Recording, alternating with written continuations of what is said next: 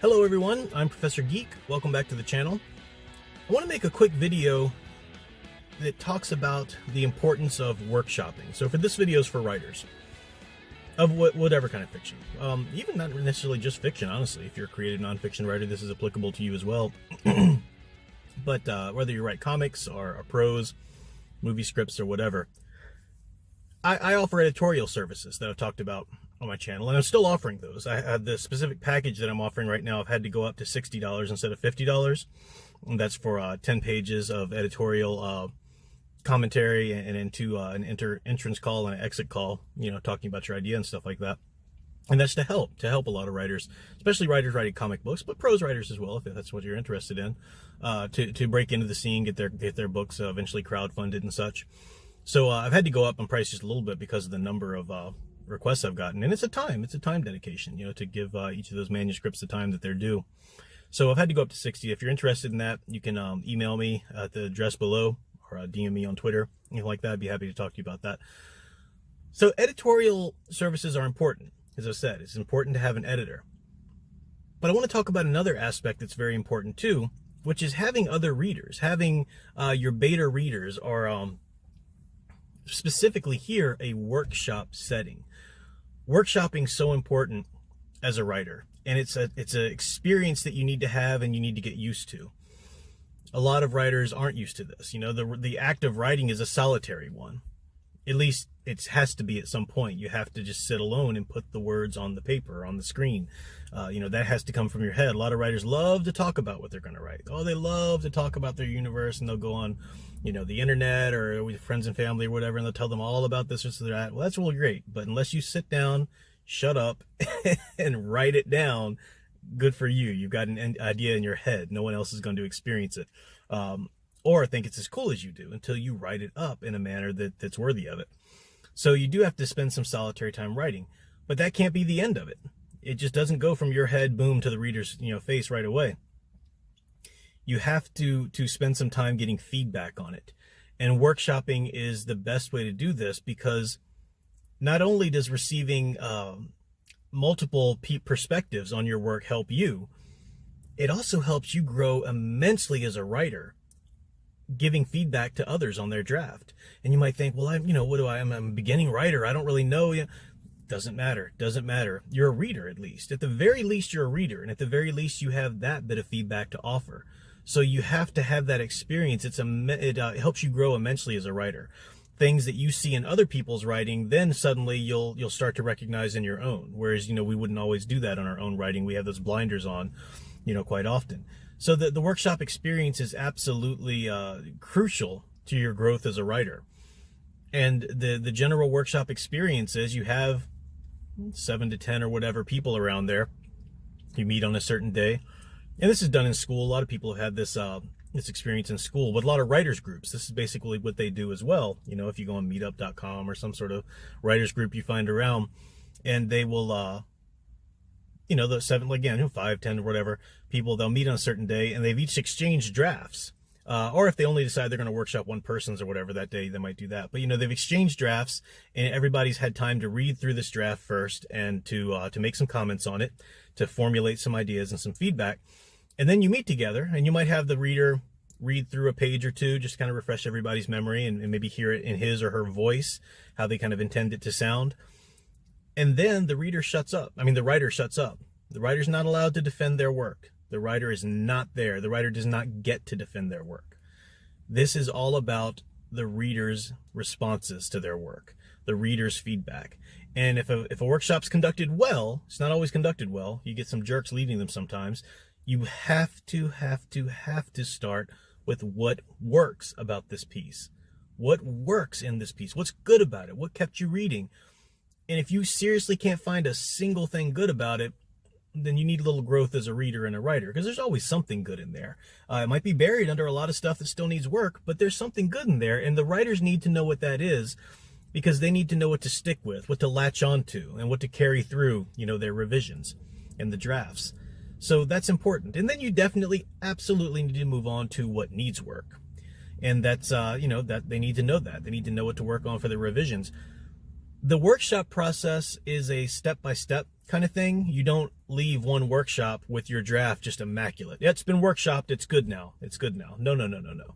You can bring a first draft, second draft, whatever into workshop, and the drafts can go through 5 to 10 workshops even, depending on what kind of feedback you get and what kind of work you do on it. But the thing is, you grow immensely as a writer, having looked at other people's writing, and you grow as a writer with your manuscript because you're getting a lot of different readers' perceptions and responses to that manuscript. So even though yeah, I think it does the same thing. I was going to say the manuscript might grow better, or grow faster anyway, with just a few editorial sessions one-on-one, but I really don't think that's the case necessarily, because even though hypothetically that would take less time, depending on how fast the editor could turn it around to you, the workshop really helps you these lessons sink in. And people are often resistant to changes an editor wants to make. Well, but I wanted the character to be like that. But I wanted this. Well, it's good for you, but it doesn't work. But hearing that from a workshop group, hearing a whole group of people say, no, this needs to change, it helps it sink in a lot faster. And I'm speaking from experience. As a writer myself, it's crucial. Workshop's something I still do. Workshop is really is what the MFA experience is all about primarily. There's more to it than that, but that's a crucial central part of it. So we need workshops.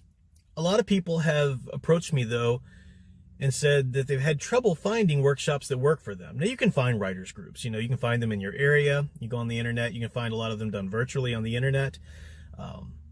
But there's always an issue. You want to try to match up with other people who are coming from a place that's going to understand your work. If you're, that's been the problem, in a lot of schools or whatever. If it's a highly literary program, we workshop literature about, the woman's, postpartum depression and getting through this stage of life or whatever, and you bring in a science fiction story, people just aren't going to respond to that in the same way. They're not going to understand really what you're trying to do. So you do need to find people that know where you're coming from as a writer to work with. And it's best to meet up and with people and team up with people who understand where you're coming from worldview wise.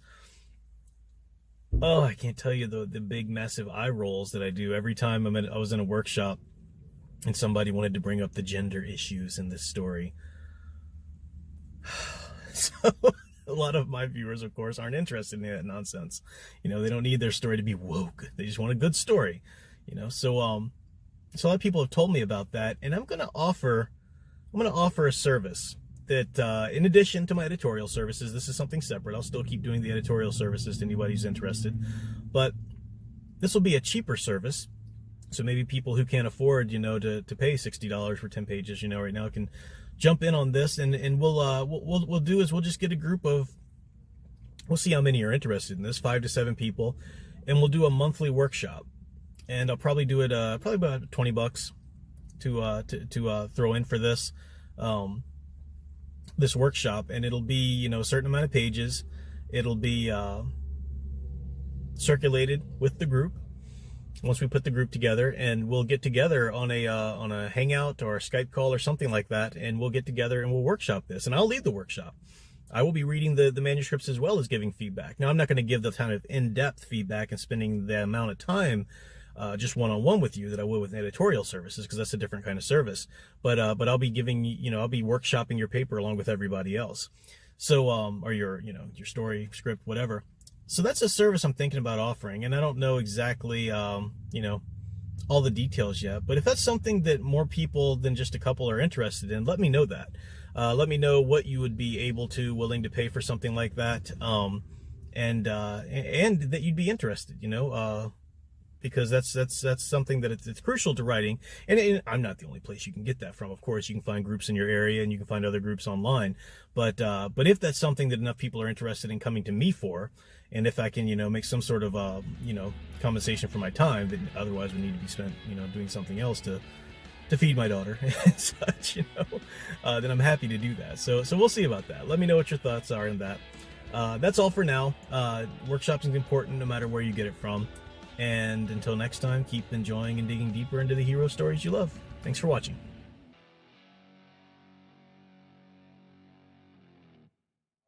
By now, chances are you've probably heard of and hopefully ordered your copy of my graphic novel, Tales from the Stacks. But in case this is the first you're hearing of it, it is still in demand on Indiegogo, but it will not be available forever. The in-demand store is closing down later this month as we prepare for fulfillment and for the new campaign for the new book launching in the fall. Tales from the Stacks is a collection of 3 of my uncanny suspense stories in the vein of The Twilight Zone, Tales from the Crypt, and such. They are introduced by a mysterious librarian who's welcomed you into the inner stacks of the library where they keep such tales. And it features interior art by an amazing collection of talent. Illustrator monk Dave T., the great Kyung Lee, and another artist I haven't even announced yet. And of course the variant covers are still available. Kyung Lee's famous cover, as well as John Malin's amazing work, colored by Kyle Ritter, and then the Dave T. Indiegogo exclusive as well. We have prints, t-shirts, bookmarks by Pablo Romero. So if you haven't checked out the campaign page, or if you haven't checked it out in a while, swing by and see if there's any new content you might have missed. Thanks for helping us reach so many of the stretch goals, and we'll see if we can't reach another one before it ends.